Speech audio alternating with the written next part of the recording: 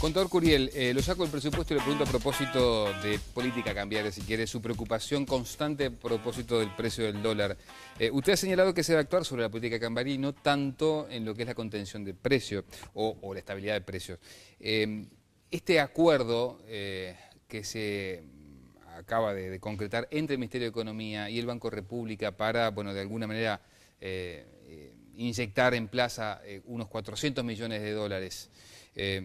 ¿Lo cree posible, o mejor dicho, cree que en definitiva puede hacer que el dólar vaya un poco más arriba? Primero, no lo vi el acuerdo, no lo analicé. Segundo, estamos viviendo un momento excepcional en el mundo internacional. Que los brasileños y Strauss-Kahn, el director gerente del Fondo Monetario, le han llamado guerra de monedas, exacto, sí, guerra de divisas, ¿no es cierto?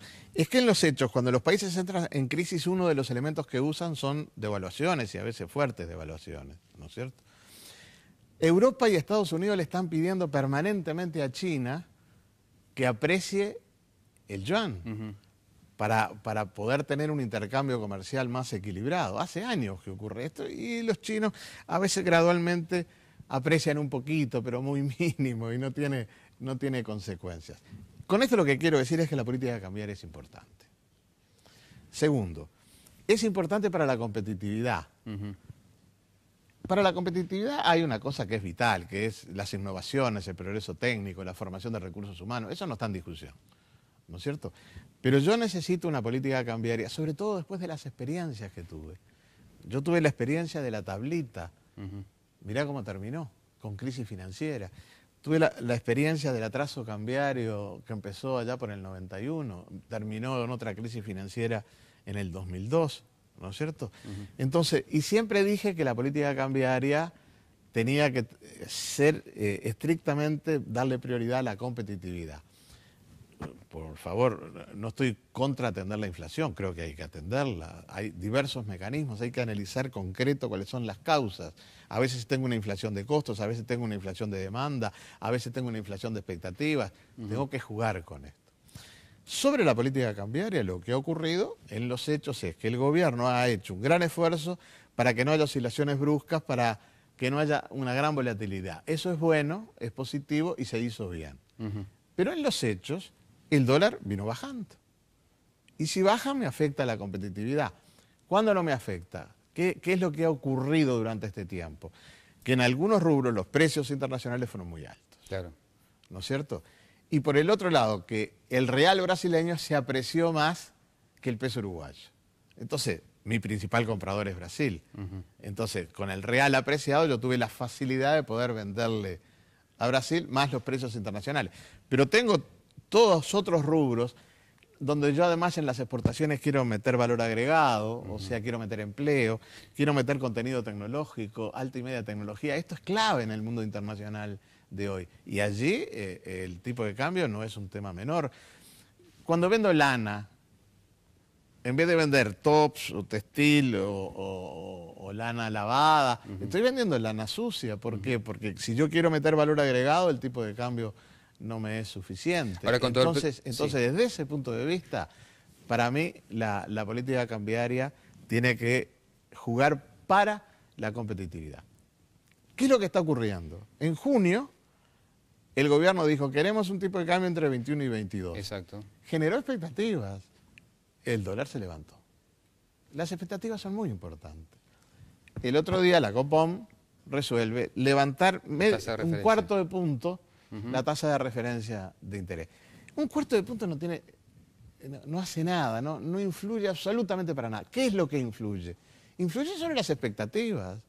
Lo que el gobierno le dijo es, mire, a mí lo que me interesa es la inflación está absolutamente controlada en este momento, a mí lo que me interesa es la inflación, y si esto me cae el tipo de cambio, que se caiga, pero a mí lo que me interesa es la inflación. Esa fue lo que generó las expectativas de los bancos, y los bancos dijeron, no le importa el tipo de cambio, bueno, vamos arriba, vendemos dólares y lo seguimos bajando. Fue un error entonces. No tengo absolutamente ninguna duda que sí. Entonces, yo tengo que jugar sobre varios planos sobre la política cambiaria. Una es, bueno, de pronto tengo que comprar más, puedo comprar más, fenómeno, compro más y trato, no de que se mantenga, lo tengo que empezar a hacer subir. Porque mirá, hay una imagen muy concreta. En el 2003-2004 el dólar estaba a 28.70. Sí. Está alrededor de 20 en este momento. Hoy, ¿en cuánto debería o cuál sería un buen precio? No se puede fijar eso. No se debe, además. Yo creo que hay que Bueno, pero hacer... Bonomo habló de 24, 23, 24 No, pesos. 21, 22. Está bien. En junio, 21, Sí. 22. Bueno, La franja Bonomo se decía por allí. pero en los hechos lo que se quería era generar expectativas, ¿no? Y en este momento las expectativas que estamos dando son al revés, son contrarias, con esto de la tasa de interés, o a veces emitiendo el Banco Central determinadas letras a tasas de interés relativamente altas. No te olvides que en el mercado financiero internacional, en los países desarrollados, en Estados Unidos la tasa es casi cero.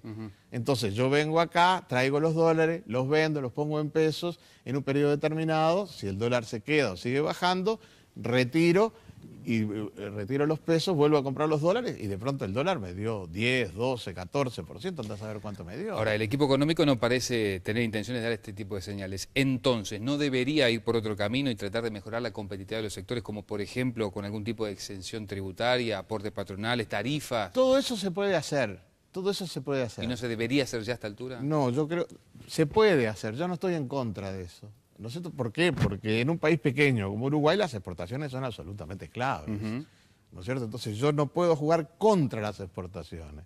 Me es vital las exportaciones.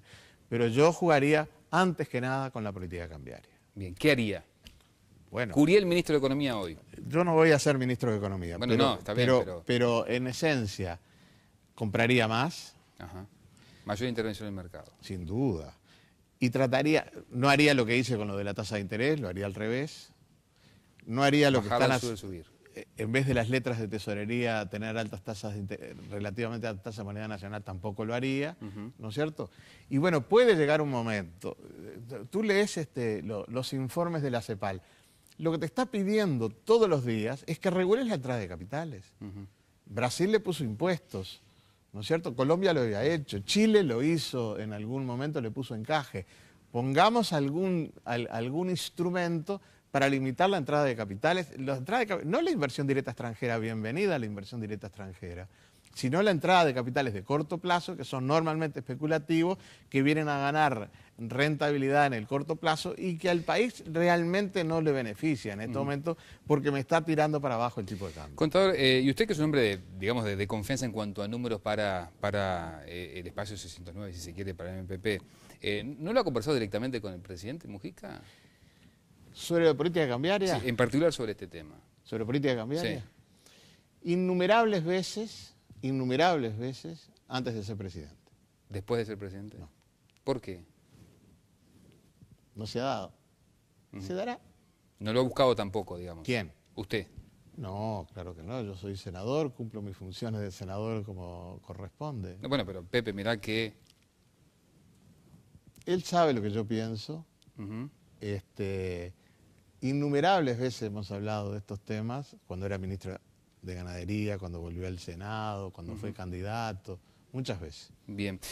Sobre el final, ¿bajar el IVA a 2 puntos, como se dijo en la campaña, o incorporar rápidamente a los jubilados al FONASA, como de alguna manera también es una promesa de la izquierda?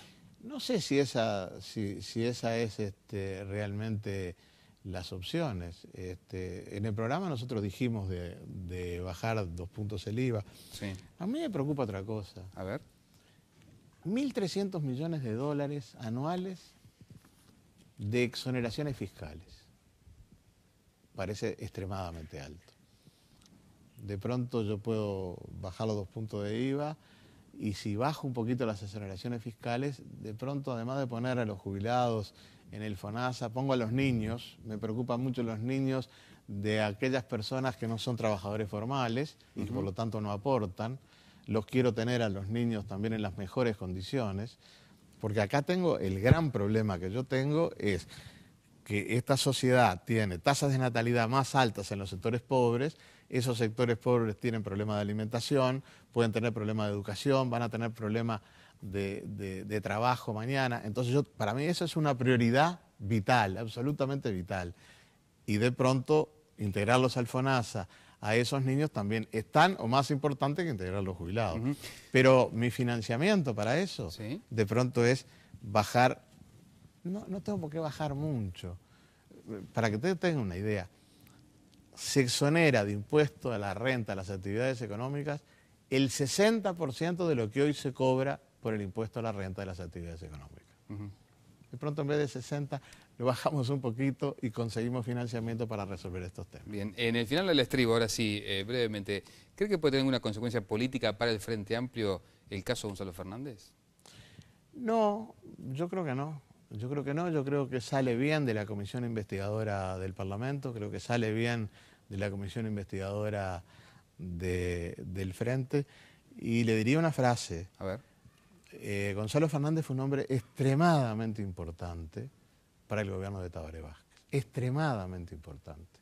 Cumplió un papel central y yo lo quiero valorar en estos momentos, sobre todo porque como secretario de la presidencia, en un momento difícil asumió como ministro de Relaciones Exteriores, en otro momento difícil asumió como ministro de Defensa, pero sobre todo en la Secretaría de la Presidencia cumplió un papel formidable. Yo no me quiero olvidar de eso, de ninguna manera, en una situación como la que estamos viviendo, donde de alguna manera él ha hecho las aclaraciones correspondientes. Contador, gracias por acompañarnos esta noche. Muchas gracias a ustedes. En el final, una información que había prometido Nicolás Núñez a propósito de esta propuesta que se conoció en la última sesión del Consejo de Ministros, un premio de 30.000 pesos si llegan propuestas sobre la reforma del Estado, Nico. Sí, lo primero que queremos puntualizar es que después de ya 7 meses de gestión de José Mujica al frente del Poder Ejecutivo, uno empieza a vislumbrar y a familiarizarse con el modus operandi del presidente, ¿no? En torno a ciertos asuntos.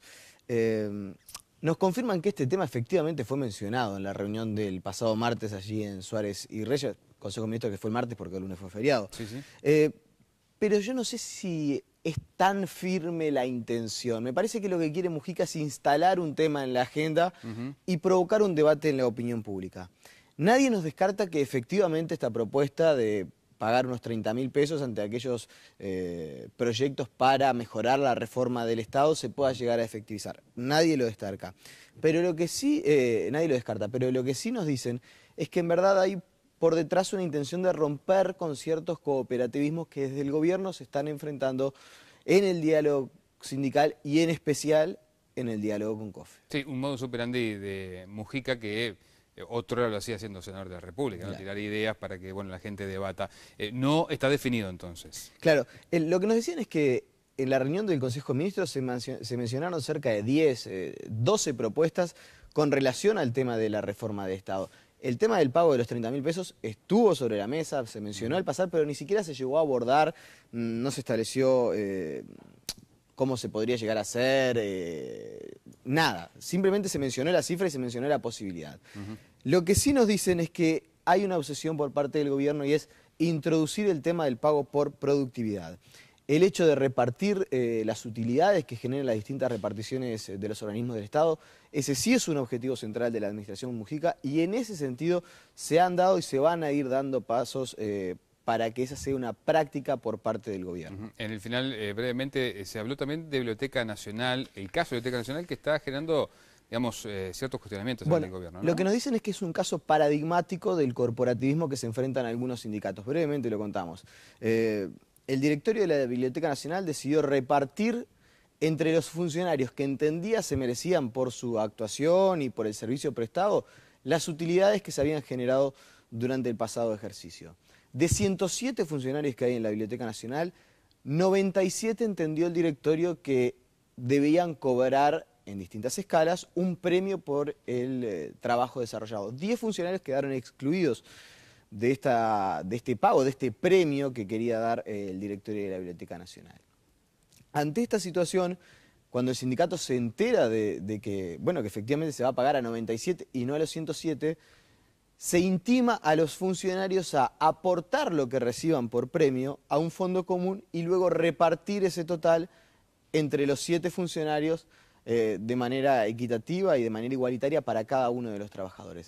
Desde el gobierno dicen que esta es una muy mala señal, que no es lo que se busca, que no persigue el objetivo de mejorar la gestión, de premiar a quienes sí trabajan en el Estado,